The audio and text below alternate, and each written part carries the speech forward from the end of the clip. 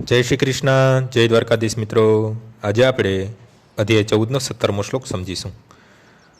સત્વાસ જાયતે જ્ઞાનમ રજસો લોભ એવ ચ પ્રમાદ મોહો તમસો ભવતો જ્ઞાનમેવ ચ. સત્વગુણથી વાસ્તવિક જ્ઞાનનો વિકાસ થાય છે, રજોગુણથી લોભ ઉત્પન્ન થાય છે અને તમોગુણમાંથી પ્રમાદ, મોહ તથા અજ્ઞાન ઉત્પન્ન થાય છે.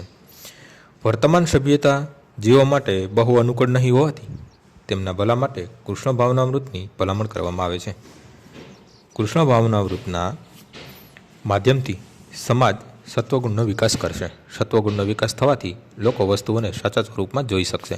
તમોગુણમાં લોકો પશુ સમાન હોય છે અને વસ્તુઓને સ્પષ્ટપણે જોઈ શકતા નથી. ઉદાહરણાર્થ, તમોગુણમાં રહેવાથી લોકો જોઈ શકતા નથી કે જે પશુ તેઓ મારી રહ્યા છે, કે જે પશુ આવતા જન્મમાં તેમને મારી નાખશે. લોકોને વાસ્તવિક જ્ઞાનની કેળવણી મળતી નથી, તેથી તેઓ બેજવાબદાર થઈ જાય છે.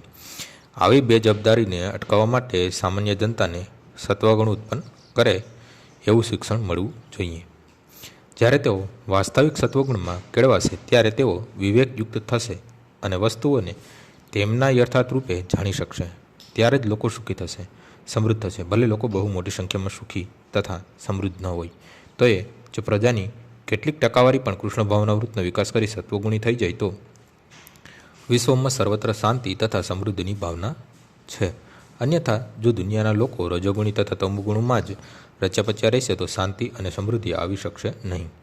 રજોગુણમાં લોકો લાલચુ થઈ જશે અને ઇન્દ્રિય ભોગની તેમની લોલુપાતીને કોઈ મર્યાદા રહેતી નથી.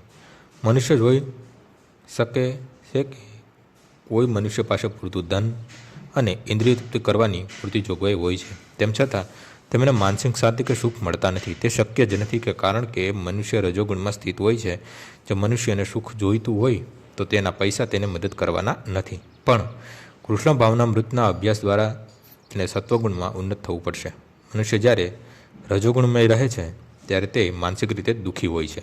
એટલું જ નહીં પણ તેને ધંધા તથા વ્યવસાયમાં પણ કષ્ટ ભોગવવા પડે છે. તેણે પોતાનો મોભો જાળવી રાખવા અનેક યોજનાઓ ઘડવી પડે છે. આ બધું કષ્ટદાયક હોય છે.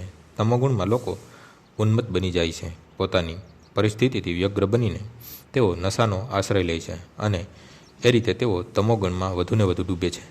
તેમનું ભાવિ જીવન અંધકારમય થઈ જાય છે. આજનો શ્લોક અહીં પૂર્ણ થાય છે.